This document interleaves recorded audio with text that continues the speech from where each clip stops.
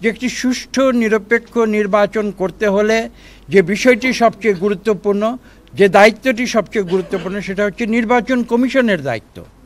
কিন্তু আপনারা সবাই জানেন যে নির্বাচন কমিশনের হয়তো 5 জন বা কয়েকজন সদস্য রয়েছেন, তারা আমাদের যে সংবিধান, সেই সংবিধানের মাধ্যমে তারা এখানে এসেছেন এবং একথা বলার অপেক্ষা রাখে না, নির্বাচন কমিশনের নিজস্ব যে জনবল সেটা কিন্তু অত্যন্ত সীমিত।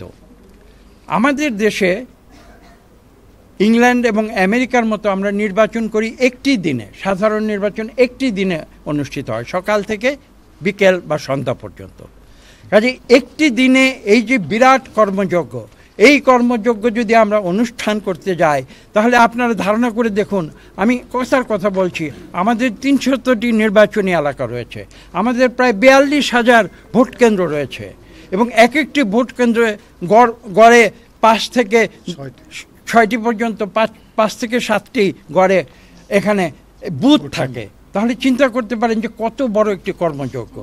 এবং আজকে এই যে বললাম 5 জন নির্বাচন কমিশনার যারা সংবিধানের মাধ্যমে তারা এখানে অ্যাপয়েন্টেড হয়েছেন, কিন্তু এটা তো শুধু এই 5 জন করতে পারবেন না এবং এর জন্য যে বিশাল একটি ম্যান পাওয়ার যেটা লাগবে, সেটা কি করে নির্বাচন কমিশন? মূলত সরকার থেকে তারা সেই দিনের জন্য বা কয়েকদিনের জন্য তারা ধার করে নিয়ে আসে এবং আমাদের সংবিধান অনুযায়ী সেই কিছুদিনের জন্য সেই সরকারি কর্মকর্তারা কিন্তু এক্সিকিউটিভ ব্রাঞ্চের কর্মকর্তা না হয়ে তারা কিন্তু নির্বাচন কমিশনের কর্মকর্তা হিসেবে কাজ করে। এখন প্রশ্ন হচ্ছে, এটাই হচ্ছে বড় প্রশ্ন, আমরা মোটামুটি একটা হিসাব করে দেখেছি যে কমপক্ষে 10 লক্ষ লোকের প্রয়োজন হবে নির্বাচনের দিকে। তো তাহলে যদি এই বিশাল একটি জনগোষ্ঠীর প্রয়োজন হয়, তারা কারা? এই প্রশ্নটি আমাদের বিবেচনায় এসেছে এবং এটা বিবেচনায় করছি।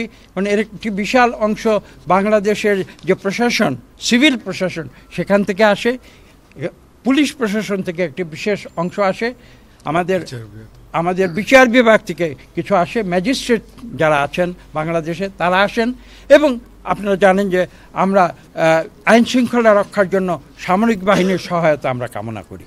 এই বিষয়গুলি আপনাদের মনে রাখতে হবে। 4 গুণ শক্তিশালী এনজাইম ও অধিক ফেনা সমৃদ্ধ অরিক সিলভার ওয়াশ মাত্র 70 টাকায়।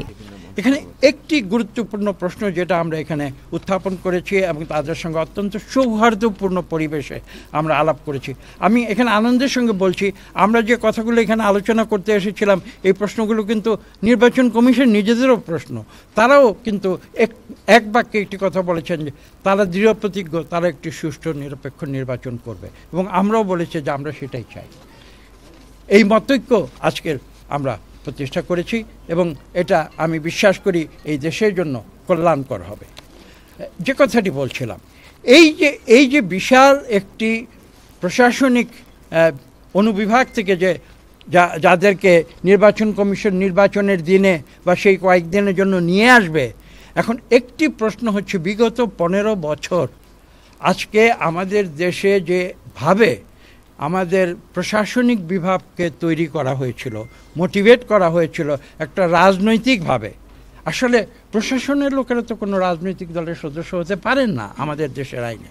কিন্তু দুঃখজনক হলেও এই কথাটি সত্য যে বিগত 17 বছরে আমরা দেখেছি যে এই দেশের প্রশাসনিক বিভাগকে রাজনৈতিকভাবে মোটিভেটেড করে বিগত 2014, 18 এবং 24-এর যে 3টি নির্বাচন আপনারা দেখেছেন, সেই নির্বাচনগুলো নির্বাচনের নামে কি হয়েছে? প্রহসন হয়েছে।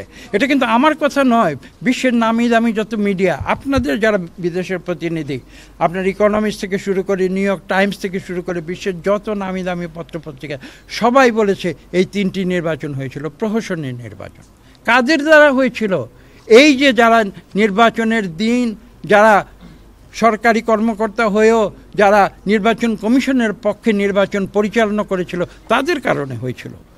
এবং এই কথাটি আমরা গুরুত্ব দিয়ে বলেছি, বিশেষ করে যে 15 বছরে যাদের চরিত্র হনন করেছিল আওয়ামী লীগ স্বৈরাচারী, তারা 15 মাসে যে তারা সব কিছু সংশোধিত হয়ে যাবে, এতটা আশা করা আসলে বাস্তবতা নয়।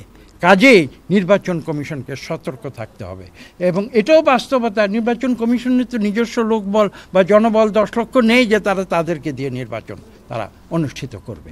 কাজে এই যে একটা অত্যন্ত গুরুত্বপূর্ণ বিষয়, সেই বিষয়টি সম্বন্ধে তাদেরকে সচেতন করা, তারা ইতিমধ্যে সচেতন আছেন, তারপরেও আমাদের এই কথাগুলো বলা প্রয়োজন। সেই মূল কথাটি আমরা বলেছি।